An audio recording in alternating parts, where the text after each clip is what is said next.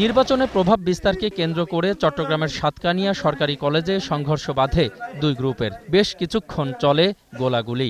গুলিবিদ্ধ নুরুল আমিনকে হাসপাতালে নেওয়া হলে চিকিৎসকেরা তাকে মৃত ঘোষণা করেন।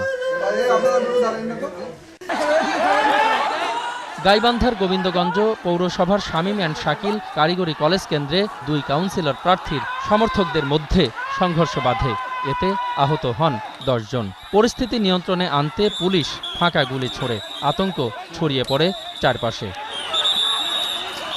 নোয়াখালীর হাতিয়া পৌরসভা নির্বাচনে চৌমুহনী বাজার উচ্চ বিদ্যালয় কেন্দ্রে দুই কাউন্সিলর প্রার্থীর সমর্থকদের মধ্যে সংঘর্ষে ৪ পুলিশসহ আহত হন অন্তত ৯ জন। কুষ্টিয়ার খোকসা পৌরসভার কাদিরপুর সরকারি প্রাথমিক বিদ্যালয় কেন্দ্রে আওয়ামী লীগ ও স্বতন্ত্র প্রার্থীর মধ্যে পাল্টা ধাওয়া হয়। আহত হয় ৫ জন। পরে পুলিশ লাঠিচার্জ করে পরিস্থিতি নিয়ন্ত্রণে নেয়। ভোট বর্জনের ঘোষণা দেন স্বতন্ত্র, বিদ্রোহী ও বিএনপি প্রার্থী। জাল ভোটকে কেন্দ্র করে সাভারের ধামরাই পৌরসভার ইসলামপুর মাদ্রাসা কেন্দ্রে দুই কাউন্সিলর প্রার্থীর মধ্যে ঘটে সংঘর্ষের ঘটনা। আহত হন ১ জন। পুলিশ আটক করেছে বেশ কজনকে।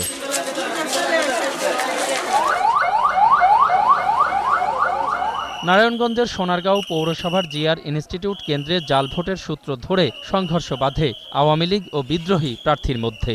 পরিস্থিতি নিয়ন্ত্রণে আনতে পুলিশ ফাঁকা গুলি ছোড়ে। পাল্টা ইট পাটকেল নিক্ষেপ করে দুই মেয়র প্রার্থীর লোকজন। পুলিশসহ আহত হন বেশ কজন। ঘটে ব্যালট পেপার ছিনতাইয়ের ঘটনা।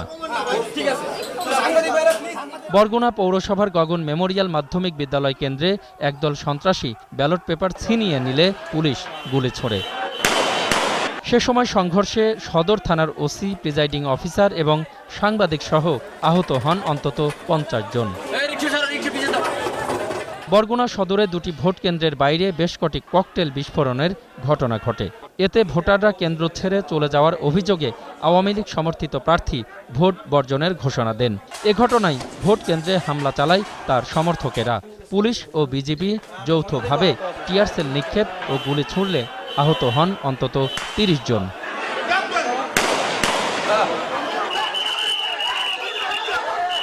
হবিগঞ্জ পৌরসভার ৫টি কেন্দ্র দখল করে ব্যালট পেপার ছিনতাই ও হামলার ঘটনা ঘটেছে। এতে সাংবাদিক সহ আহত হন অন্তত ১৫ জন। গাজীপুরের শ্রীপুর পৌরসভার মাওনা বহুমুখী উচ্চ বিদ্যালয় মহিলা কেন্দ্র দখলের চেষ্টা করা হলে পুলিশ ফাঁকা গুলি ছুড়ে পরিস্থিতি নিয়ন্ত্রণে নেয়।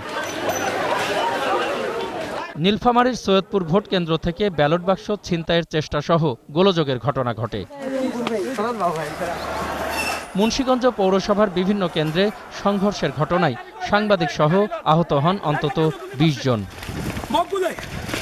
ঝালকাঠির নলছিটি পৌরসভার একাধিক ভোট কেন্দ্রে কাউন্সিলর ও দুই মেয়র প্রার্থীর সমর্থকদের মধ্যে দিনভর সংঘর্ষে আহত হন অন্তত ১৪ জন।